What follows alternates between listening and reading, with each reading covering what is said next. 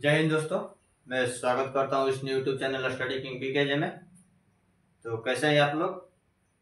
मैं आशा करता हूँ कि आप लोग अच्छे होंगे और अच्छे ढंग से मन लगाकर पढ़ाई कर रहे होंगे।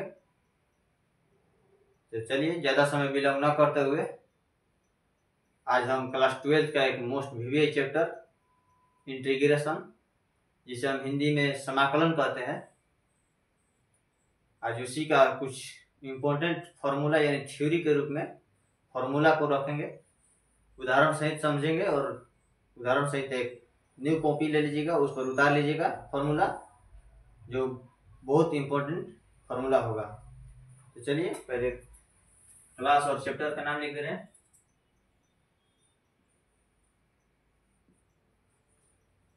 क्लास 12 कौन सा सब्जेक्ट है बाबू लोग? मैथमेटिक्स। मैथमेटिक्स कौन सा सब्जेक्ट है बाबू लोग? मैथमेटिक्स। कौन सा चैप्टर है बाबू लोग? तो इंटीग्रेशन यानी समाकलन। समाकलन समाकलन इसको इंग्लिश में क्या कहते हैं बाबू लोग? इंटीग्रेशन। INTEGRATION integration. इसका एक अन्य नाम और भी है बाबू लोग। क्या नाम है? प्रति अवकलज यानी अवकलन का उल्टा समाकलन होता है। ठीक है, समाकलन दो प्रकार का होता है, एक निश्चित समाकलन और एक अनिश्चित समाकलन। आज उसी का पहले फॉर्मूला लिखेंगे थ्योरी के रूप में। तो चलिए टॉपिक नंबर 1 से स्टार्ट करते हैं। देखिए हम लोग के सामने एक पहला फॉर्मूला रहेगा। ये हो गया बाबू लोग इंटीग्रेशन का चिन्ह। क्या है? इंटीग्रेशन का चिन्ह। पहला फॉर्मूला रहेगा x की पावर n का इंटीग्रेशन। x की पावर n का इंटीग्रेशन क्या होगा बाबू लोग? dx क्यों लिखे हैं यहाँ पर? x के सापेक्ष अवकलन करना है। किसके सापेक्ष? x के सापेक्ष। ठीक है, देखिए इसका फॉर्मूला क्या होगा? x की पावर n प्लस 1 बटा में n प्लस 1। देखिए क्या किए हैं, x के पावर n का x के पावर n का इंटीग्रेशन करना है ना, x के पावर n का इंटीग्रेशन। तो देखिए x के पावर n प्लस 1 यानी पावर में 1 जोड़कर और उसको बाटा में गिरा देना है। ठीक है, इसलिए इस पर कुछ उदाहरण देखते हैं हम लोग। Example number 1। इंटीग्रेशन का चिन्ह दे दीजिएगा और एग्जाम्पल देखिए, x की पावर 5 का किसके सापेक्ष? x के सापेक्ष। देखिए फॉर्मूला क्या कर रहा है? x के पावर n प्लस 1। तो x के पावर n के मान कितना दिया हुआ है? 5। तो 5 प्लस 1 बटा में n प्लस 1। तो 5 प्लस 1 कर देंगे। ठीक है बाबू लोग, ठीक। तो कितना हो जाएगा? x के पावर 6 बटा में 6। ये हो गया आपका आंसर। ठीक है बाबू लोग, ये हो गया आपका आंसर। चलिए एग्जाम्पल नंबर 2 की ओर चलते हैं।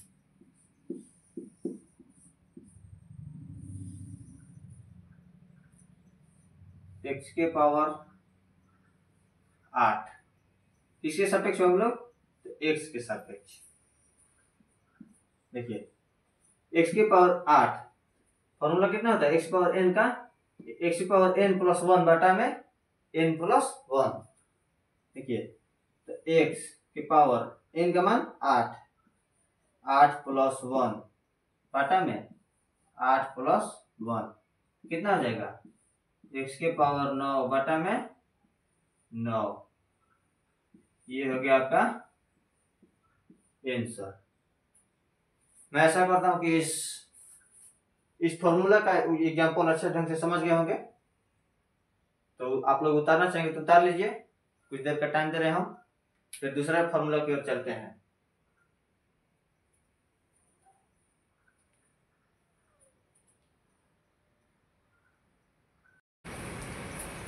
देखिए दोस्तों, यहाँ पर थोड़ा सा मिस्टेक हो गया है।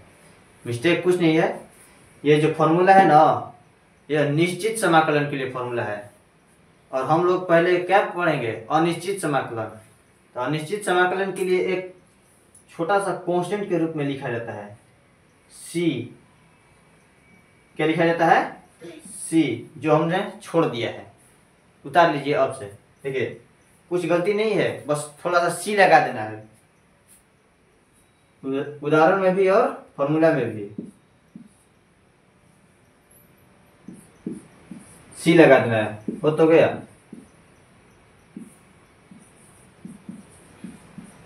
ठीक है बाबू लोग? ठीक।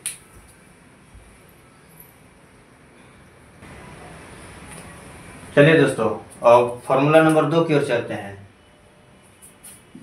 फॉर्मूला नंबर 2 की ओर, इंटीग्रेशन dx बराबर x प्लस सी, ये हो गया आपका फॉर्मूला। अब आप लोग इस पर थोड़ा एग्जाम्पल ध्यान से देखिएगा क्या कर रहा है। Example number 1, integration d sine x। देखिए क्या कर रहा है, x प्लस सी। तो x का काम कितना किया है? Sine x। तो क्या हो जाएगा? साइन x प्लस सी, ये हो गया आपका answer. Example number 2, d cos x। इसका फॉर्मूला क्या आ जाएगा? cos x प्लस सी, ये हो गया आपका आंसर। ठीक है, और एग्जांपल दें?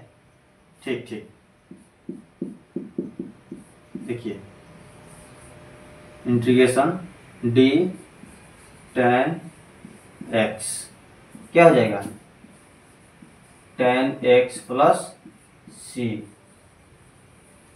ठीक है, उतार लीजिएगा आप लोग।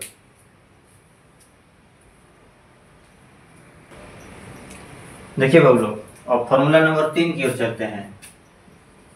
फॉर्मूला नंबर 3 की ओर चलते हैं। देखिए, इंटीग्रेशन 1 बटा में x के पावर n, x के पावर n किसके सापेक्ष करना है बाबू लोग इंटीग्रेशन? तो x के सापेक्ष, x के सापेक्ष। इसका फॉर्मूला था, ध्यान से देखिएगा बाबू लोग, -1 बटा में n माइनस 1 इंटू एक्स के पावर n माइनस 1 प्लस सी, ये होता है आप लोग का फॉर्मूला। ठीक है, ये एग्जाम्पल इस पर दे रहे हैं। एग्जाम्पल नंबर 1, इंटीग्रेशन 1 बटा में x के पावर 5, x के पावर 5 किसके सापेक्ष बाबू लोग? तो x के सापेक्ष। देखिए, -1, तो क्या लिखेंगे यहाँ पर? -1 बटा में n माइनस 1, n का काम कितना किया है? 5। ठीक है, तो 5 माइनस 1 इंटू एक्स के पावर n माइनस 1, तो x के पावर n माइनस 1, 5 माइनस 1 ना, तो 5 माइनस 1 प्लस सी। सोल्यूशन कीजिए बाबू लोग। -1 बटा में 5 में से गया 4 इंटू एक्स के पावर 4 प्लस सी, ये हो गया आपका आंसर। क्या हो गया? आंसर। ठीक है, देखिए एग्जांपल नंबर 2, इंटीग्रेशन 1 बटा में x के पावर 7 dx, x के पावर 7 dx बराबर, फॉर्मूला क्या है? -1 बटा में n minus one into x के power n minus one plus C. ठीक है, तो देखिए -1 बटा में n माइनस वन, तो 7 में से गया 6 इंटू एक्स के power n minus one, x के पावर 7 में से गया 6, ये हो गया प्लस सी, ये हो गया आपका आंसर। ठीक है बाबू लोग, उतार लीजिए। अब क्वेश्चन या फॉर्मूला लिखिए। फॉर्मूला नंबर 4 की ओर चलते हैं। ठीक है,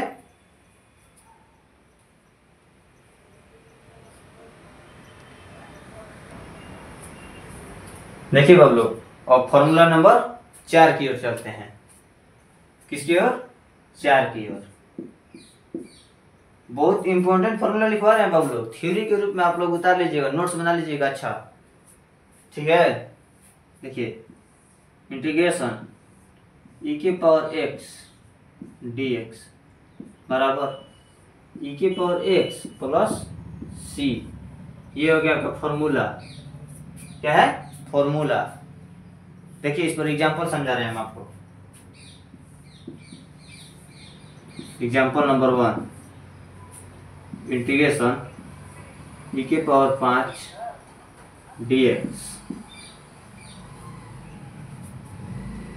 बराबर क्या हो जाएगा? e के पावर 5 प्लस c। ठीक है,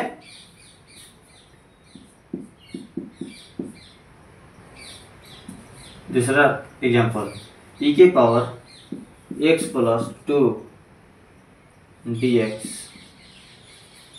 क्या हो जाएगा इसका?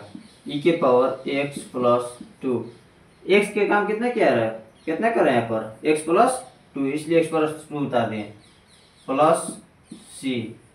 ठीक है, देखिए इसमें एक थोड़ा सा डिफिकल्ट बता रहे हैं हम, एग्जाम्पल थोड़ा सा डिफिकल्ट बताने जा रहे हैं। देखिए इंटीग्रेशन e के पावर 3x माइनस 3 या 3x माइनस 8, कुछ भी ले लीजिए, कोई फर्क नहीं पड़ेगा। एग्जाम्पल है, एग्जाम्पल अपना मन से भी ले सकते हैं। देखिए e के पावर x का काम कितना कर रहा है? 3x माइनस 8, तो इसको जेम करते हैं, उतारिए पहले। e के पावर 3x माइनस 8 बाटा, यहाँ पर बाटा क्यों डाले? देखिए बता रहे हैं। देखिए बाबू, अगर x का गुणांक, अगर x के आगे कोई भी कोफिशिएंट यानी गुणांक हो तो आप इंटीग्रेशन में हमेशा बाटा के नीचे गिर जाता है। कहाँ गिर जाता है? बाटा के नीचे गिर जाता है। ठीक है, कितना गिर जाएगा? 3, x का गुणांक कितना है? 3, इसलिए बाटा में कितना आ जाएगा? 3 प्लस क्या हो जाएगा? c। ठीक है बाबू लोग, यह c क्यों दे रहे हैं हम लोग? किस समाकलन के लिए दे रहे हैं? इनडिफिनिट समाकलन, अनिश्चित समाकलन के लिए। ठीक है, उतार लीजिए बाबू लोग। अब क्वेश्चन नंबर यानी फॉर्मूला नंबर 5 की ओर चलेंगे। उतार लीजिए पहले।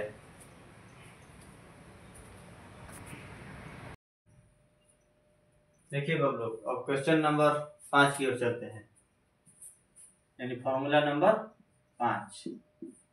कौन सा फॉर्मूला बाबू लोग? तो इंटीग्रेशन a के पावर x किसके सापेक्ष? तो dx के सापेक्ष। dx के सापेक्ष क्यों किए हैं? क्योंकि a के पावर यहाँ पर x दिया हुआ है। ठीक है, देखिए इसका फॉर्मूला होता है a के पावर x बटा में log a plus c, log a plus c। देखिए a के पावर x जो करते हैं उतारे हैं, और log के साथ a को नीचे बटा में गिरा दिए, प्लस c कर दिए। ठीक है, इस पर हम एग्जांपल समझा रहे हैं आप लोगों को, बहुत अच्छा तरह से समझ में आएगा। देखिए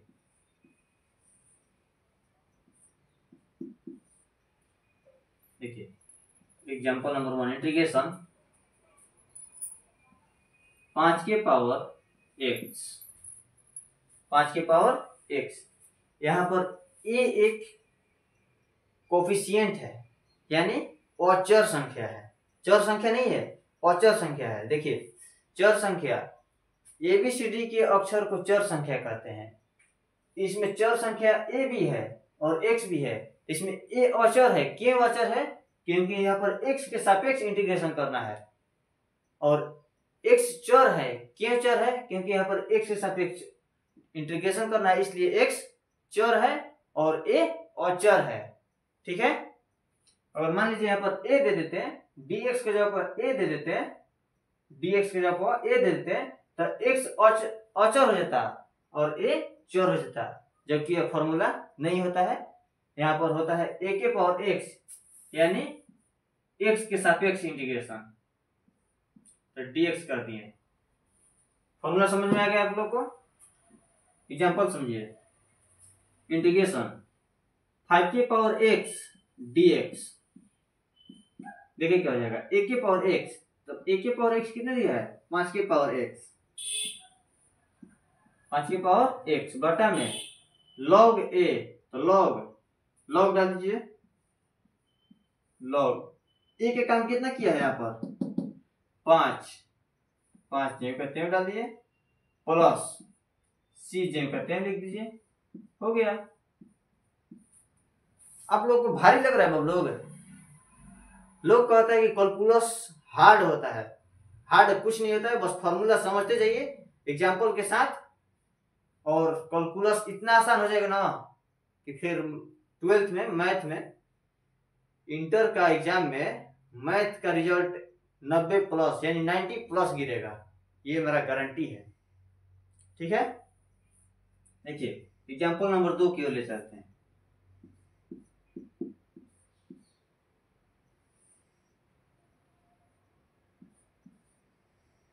दस के पावर x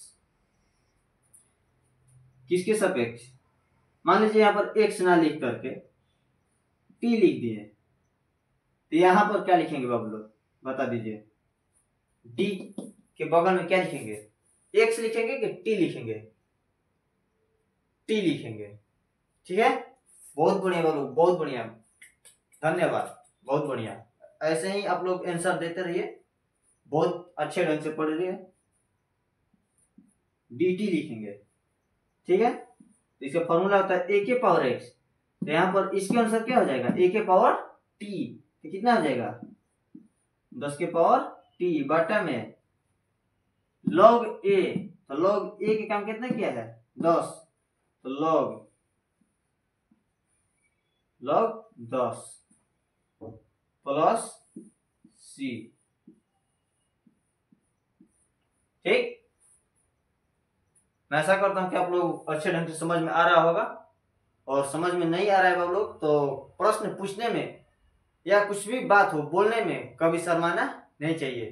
डायरेक्ट कमेंट कर सकते हैं कि सर यहाँ पर समझ में नहीं आया या कुछ डिफिकल्ट है, फिर से बता दीजिए, हम बताने के लिए आप लोग के लिए आए हुए हैं। आप लोग की सेवा में हम एनी टाइम शामिल रहेंगे। ठीक है, तो देखिए कहाँ समझ में नहीं आ रहा है, और उतार लीजिए थोड़ा।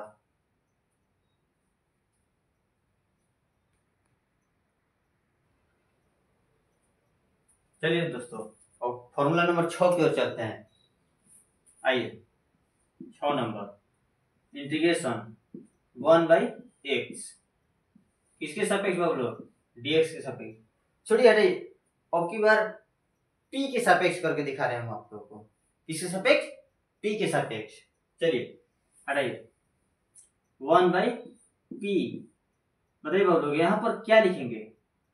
किसके सापेक्ष करेंगे? इंटीग्रेशन किसके सापेक्ष करेंगे? p के सापेक्ष। यहाँ पर क्या लिखाएगा? dp। क्या लिखाएगा? dp। इसका फॉर्मूला क्या होता है? ln, यानी log p, ठीक है, प्लस c। देखिए बाबू लोग, यहाँ पर ये 2 कोष्टक के रूप में क्यों दिए हैं? यह किस चीज का चिन्ह है? तो मोड का चिन्ह है। हम पहले ही बताए हुए हैं, पिछला चैप्टर में हम बताए हैं कि मोड कभी निगेटिव नहीं देता है, और लॉग में अग्रमेंट या नंबर निगेटिव नहीं होता है, या बेस भी निगेटिव नहीं होता है, इसलिए मोल डाले हैं ताकि p कभी निगेटिव ना हो। अगर p निगेटिव हो जाएगा तो log कभी मान सही नहीं दे पाएगा। ठीक है, चलिए एग्जाम्पल नंबर 1 की चलते हैं। एग्जाम्पल के द्वारा आप लोग को हम बहुत ही अच्छे ढंग से समझा देंगे, फिर क्वेश्चन में कभी दिक्कत नहीं होगा। ये टेंशन मत रहिए कि समाकलन का लाइन बाय लाइन क्वेश्चन हम सॉल्व नहीं कराएंगे, लाइन बाय लाइन हम क्वेश्चन सॉल्व करेंगे और अच्छे ढंग से समझते हुए करेंगे, और सबसे आसान एवं सबसे सरल भाषा में भी सॉल्व करके दिखाएंगे और आपको भी सॉल्व करने का तरीका बताएंगे। ठीक है, देखिए एग्जाम्पल नंबर 1 बटा में x प्लस 10। देखिए आप लोग यहां पर क्या लिखेंगे, अब किसके सापेक्ष और समाकलन करेंगे, किसके सापेक्ष, x के सापेक्ष। क्यों, क्योंकि यहां पर x दिया हुआ है। ठीक है, देखिए लॉग मोड डाल दीजिए और p, यहां पर p है तो यहां पर p डाले हैं। ठीक है, तो यहां पर बताइए क्या डालेंगे, x प्लस 10 ना, x प्लस 10 मोड 1 कर दीजिए प्लस c, ये हो गया आपका आंसर। ठीक है, बहुत बढ़िया बाबू लोग, बहुत बढ़िया, धन्यवाद। ऐसे ही पढ़ते रहिए, मन लगाकर पढ़ते रहिए, सब ठीक होगा, टेंशन लेने की जरूरत नहीं है। एग्जाम्पल नंबर 2, 1 बटा में मान लीजिए p के सापेक्ष फॉर्मूला लिए थे, यहाँ पर लिख दीजिए 2p प्लस 7। अब बताइए बोलो यहाँ पर क्या लिखेंगे, dp, क्या लिखेंगे, dp। dp क्यों लिखेंगे, क्योंकि यहाँ पर p के सापेक्ष समाकलन करना है। चलिए log p, p की काम कितने किया है, 2p प्लस 7। देखिए बाबू लोग हम पहले ही बताएं, चर यानी एबीसीडी के अक्षर को कहते हैं, चर का गुणांक हमेशा बाटा का नीचे गिरता है। किस चीज में, तो समाकलन करते वक्त। तो देखिए इसमें चर क्या है, p, तो p का गुणांक कितना है, 2, तो यह कहाँ गिरेगा, बाटा में, प्लस c, ये हो गया आपका आंसर। ठीक ना, उतार लीजिए बाबू लोग।